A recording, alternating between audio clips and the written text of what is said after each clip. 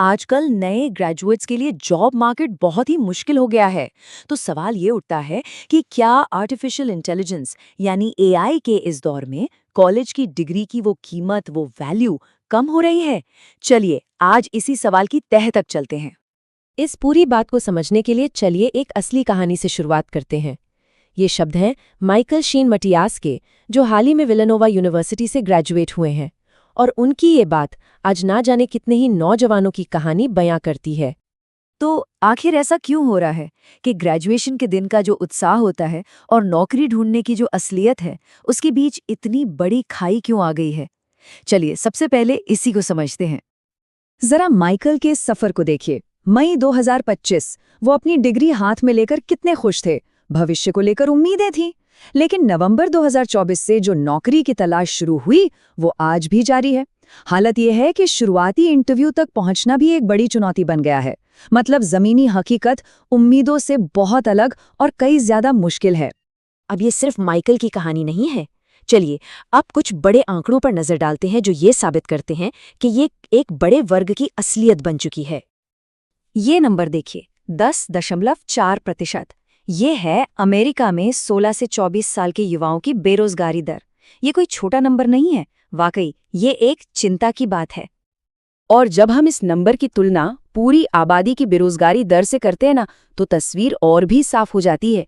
युवाओं के लिए ये दर काफी ज्यादा है। ये दिखाता है कि ये संकट खास तौर पर नए कामगारों को अपनी चपेट में ले रहा है।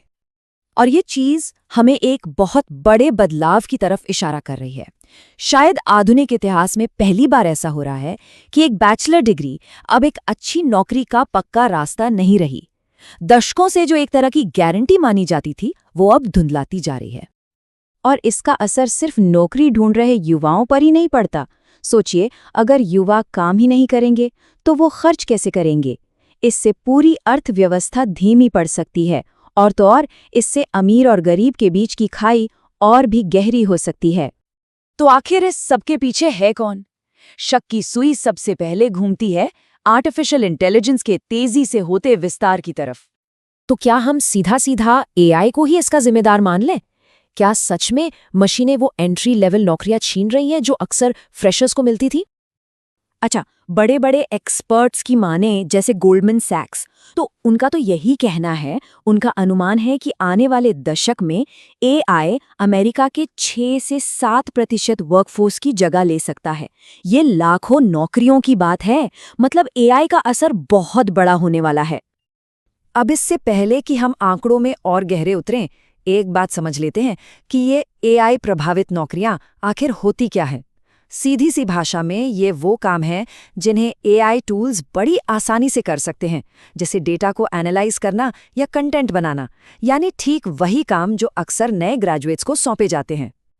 और स्टैनफोर्ड की एक स्टडी के ये आंकड़े तो सच में चौंकाने वाले हैं। ये साफ साफ दिखाते हैं कि 2022 के बाद से जिन नौकरियों पर एआई का असर ज्यादा है, उनमें युवा कामगारों की संख्या 13% तक घट गई है। वहीं उसी फील्ड में पुराने और अनुभवी वर्कर्स पर कोई असर नहीं हुआ। ये एक पुख्ता सबूत है कि इस बदलाव की सबसे ज्यादा मार युवाओं पर पड़ रही है। लेकिन क्या सारी गलती सिर्फ एआई की है, या कहानी में कुछ और भी पहलू हैं? चलिए अब कुछ दूसरी वजहों पर भी नजर डालते हैं जो इस मुश्किल बाजार के लिए जिम्मेदार हो सकती हैं। देखिए, ये एक सीधी सादी सप्लायर डिमांड की दिक्कत है। एक तरफ हर साल डिग्री लेकर निकलने वाले युवाओं की संख्या बढ़ती जा रही है, लेकिन दूसरी तरफ कंपनियों के पास उतनी नौकरियां हैं ही नहीं। नतीजा, बाजार में जरूरत से ज्यादा ग्रेजुएट्स हैं और नौकरियां कम हैं। और इसकी एक बड़ी वजह है महामारी के बाद का दौर। याद है 2020-22 का वो टाइम जब टेक कंपनियों ने जमकर हायरिंग की थी। लेकिन अब वो दौर बदल गया है। Amazon जैसी बड़ी कंपनियां भी अपने वर्कफोर्स को कम कर रही हैं और खुद को एआई के नए जमाने के लिए तैयार कर रही हैं। हाँ, लेकिन कुछ एक्सपर्ट्स का ये भी मानना है कि ये ओवर हायरिंग वाली बात अब पुरानी हो चुकी है। उनका कहना है कि कंपनियों ने बस कम लोगों में ज्यादा काम चलाना सीख लिया है, और शायद यही अब नई हकीकत है। तो ठीक है, हालात मुश्किल हैं। सवाल ये है कि इस अनिश्चितता भरे रास्ते से निकला कैसे जाए? आगे का रास्ता क्या है?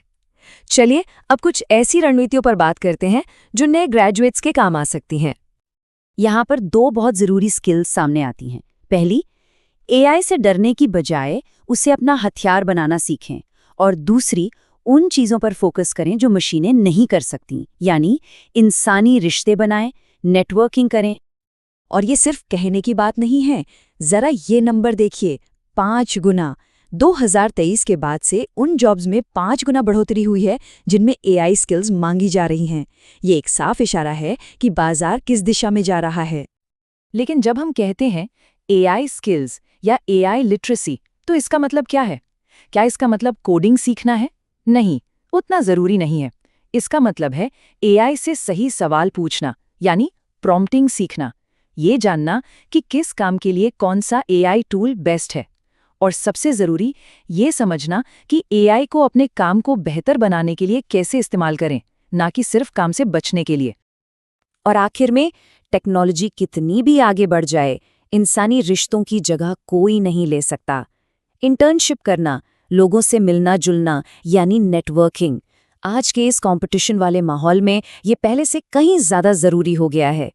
एक मशीन आपकी सिफारिश नहीं कर सकती, लेकिन एक इंसान कर सकता है। चलिए आखिर में वापस माइकल की कहानी पर लौटते हैं। इतनी मुश्किलों के बाद भी वो हिम्मत नहीं हारे हैं। उनका मानना है कि मुश्किल वक्त ही इंसान को मजबूत बनाता है, और आज के ये नए ग्रेजुएट्स आने वाले कल के लिए और भी ज्यादा मजबूत बनकर उभरेंगे। तो अंत में एक सवाल सबके लिए, जिस तरह से दुनिया बदल रही है, क्या आने वाले वक्त में हमारी डिग्री भी अधूरी मानी जाएगी अगर उसके साथ एक एआई को पायलट ना हो? इस पर सोचना वाकई बहुत जरूरी है।